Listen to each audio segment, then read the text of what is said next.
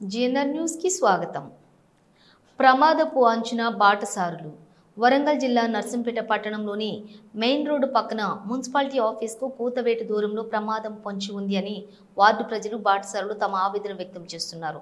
వర్షం పడితే పట్టణంలోని సగం ఏరియా మురికి నీరంతా డ్రైనేజీ ద్వారా కరెంటు ట్రాన్స్ఫార్మర్ ఏర్పాటు చేసిన స్థలంలో నిల్వ అవుతున్నది. ఇక్కడ ఉన్నటువంటి మోరీల పైన ట్రాన్స్ఫార్మర్లు ఏర్పాటు చేయటం వలన మురికి నీరంతా జామై అట్టి మురికి నీటిని మున్సిపాలిటీ సిబ్బంది తీయడానికి అక్కడున్న ట్రాన్స్ఫార్మర్లు దాని చుట్టూ ఉండే ఫెన్సింగ్ జాలీకి కరెంట్ షాక్ కొట్టే ప్రమాదం పొంచి ఉన్నదని మున్సిపాలిటీ సిబ్బంది ఆవేదన వ్యక్తం చేస్తున్నారు.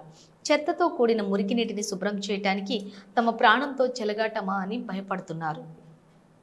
ఇట్టి మురికి నీటిని మోరీల ద్వారా కాలువల్లోకి వెళ్లకుండా కరెంటు ట్రాన్స్ఫార్మర్ల చుట్టూ జాలీ ఏర్పాటు చేయటం వలన వర్షపు నీటితో వచ్చిన చెత్త జాలీకి అడ్డుపడి వర్షపు నీరంతా మంచినీటి పైపులలో కలుషితం జరిగి నల్ల పైపుల ద్వారా ప్రజలకు వచ్చినటువంటి నీటిని తాగి అనారోగ్యాల బారిన పడుతున్నామని, నీరంతా రోడ్లపైకి ప్రవహించి వాహనాలకు మరియు బాటసారులకు చాలా ఇబ్బందికరంగా మారింది. ఇట్టి మురికి నీటి నుండి స్కూల్ విద్యార్థులు నడుచుకుంటూ స్కూల్కు వెళ్లవలసిన దుర్భర పరిస్థితి ఏర్పడింది. ఇట్టి స్థలంలోనే పబ్లిక్ టాయిలెట్స్ ఏర్పాటు చేయడం కూడా జరిగినది. కరెంట్ షాక్ కొడుతుంది అనే భయంతో టాయిలెట్లను ఎవరూ కూడా ఉపయోగించడం లేదు. ఇట్టి సమస్యపై విద్యుత్ అధికారులు స్పందించి ఇక్కడ నుండి ఈ ట్రాన్స్ఫార్మర్లను పక్కనున్నటువంటి ఖాళీ స్థలంలోకి ఏర్పాటు చేయగలరని కోరుచున్నాం. నర్సంపేట మున్సిపాలిటీ ఎదురుగున్నవాడిన కాల్వ మొత్తం పొంగి నల్లా నీళ్ళకు పోతుంది. మళ్ళీ కరెంటు డిపార్ట్మెంట్ వాళ్ళు రోడ్డు మీద ట్రాన్స్ఫార్మర్ వేసి ఇతర జాలి కడితే వాళ్ళు తీయత్తలేదని మున్సిపాలిటీ సిబ్బంది అంటున్నారు. వీళ్ళు తీస్తలేరు. వాళ్ళు మొత్తం కట్టి హైవే రోడ్డు దాటుతున్నాయి అటు నీళ్ళు. ఒక చిన్నపాటి వర్షం పడ్డ హైవే రోడ్డు వచ్చేది వర్షాకాలం. మళ్ళీ ఇక్కడి నుంచి ఇళ్ళలోకి పోయేంత వరకు పైకి పోతున్నాయి నీళ్ళు. దీన్ని దయచేసి ఎలక్ట్రిక్ డిపార్ట్మెంట్ వాళ్ళు మున్సిపాలిటీ వాళ్ళు కలిసి దీన్ని తీసిపోయి ఈ లోపలికి ఇదంతా ఖాళీ జాగా ఉంది కదా, ఈ ఖాళీ జాగాలు వేసుకోవచ్చు. గవర్నమెంట్ జాగా అది. గవర్నమెంట్ వాడుకోవడానికి ఏమన్నా దొంగతనం? మున్సిపాలిటీ వాళ్ళు కట్టిన మూత్రశాలలు అవి వాటికి ఆడడం కరెంటు వైర్లు, మూత్రశాల కరెంటు వైర్లు, అవి మూత్రం పోవడానికి పోకుండా కరెంటు వైర్లు. మళ్ళీ ఇక్కడ జాలి ఇటు నల్ల పక్కలు నీళ్ళు నిండితే వర్షం అది నల్ల వచ్చినప్పుడు మళ్ళీ ఆ నీళ్ళలో పోతాయి పైపులకు. మళ్ళీ నీళ్ళు వచ్చినప్పుడు మళ్ళీ తాగే నీళ్ళలో పోతున్నాయి.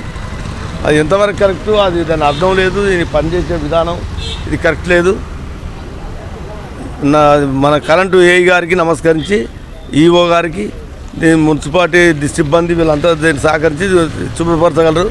వచ్చే వర్షాకాలం ఇబ్బంది అవుతుందని కోరుతున్నాం. అది నీళ్ళు ఎక్కువై మున్సిపాలిటీ ఆఫీసులకే పోతున్నాయి నీళ్ళు. మున్సిపాలిటీ ఆఫీసులకే పోతాయి. హైవే రోడ్ దాటి ఆ పరిస్థితి ఉంది. దాని సరైన చర్య తీసుకోగలరు. వర్షం పడ్డ ప్రతిరోజు బస్సులు ఆ మూత్ర నీళ్ళకి మనుషులు పోవడం అది జరుగుతుంది. దయచేసి దీన్ని సహకరించగలరు.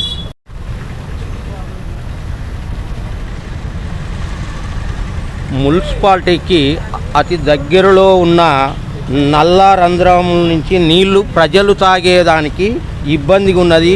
ప్లస్ పక్కన కరెంటు వాళ్ళు ఈ రోడ్డు మీద జాలి పెట్టి, రోడ్డు మీద స్తంభాలు పెట్టి, రోడ్డు మీద ట్రాన్స్ఫారాలు పెట్టి ప్రజలకు ఇబ్బంది జరిగే విధంగా ఉన్నది. ఇక్కడ మోరీలు ఈ రోజుకు రోడ్లు వెడల్పు అవుతూ ఉంటే రోజుకు రోడ్డు మీదకి వస్తూ ఉన్నాయి. ఇది కరెక్ట్ చూడండి. ఇది నల్లాది. అది మోరీ తీసిండు. ఈ మోరీ ఎక్కడున్నది? మోరీ మీద ట్రాన్స్ఫారం పెట్టడం వల్ల నడిగి రోడ్డు మీద మోరీ మీద పెట్టి నల్ల మున్సిపాలిటీ వాళ్ళు తీయడానికి మోరీలు తీయడానికి ఇబ్బందిగా ఉన్నది. ఇబ్బంది ఉండి ఈ వైర్లలో వాళ్ళు భయభ్రాంతులకు గురయ్యి మళ్ళీ ఇంకొకటి ఏంటంటే వర్షం పడితే ఈ వర్షానికి ఇక్కడ రోడ్లు మొత్తం జామ్ అయిపోయి ప్రజలకు అవతల హై స్కూల్కు పోయే పిల్లలకు కూడా ఇబ్బంది జరుగుతూ ఉన్నది.